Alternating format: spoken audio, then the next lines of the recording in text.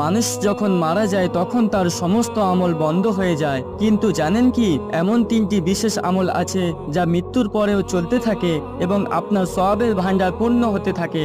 এই তিনটি আমল জানলে হয়তো আজই আপনি নতুন করে ভাবতে শুরু করবেন। জানার জন্য পুরো ভিডিওটি সম্পূর্ণ দেখুন। প্রথমত, সদগায়ে জারিয়া, যে কোনো দান যা মানুষের উপকারে আসে এবং দীর্ঘদিন ধরে চলতে থাকে, যেমন মসজিদ নির্মাণ, পানি সরবরাহের ব্যবস্থা, স্কুল প্রতিষ্ঠা করা ইত্যাদি।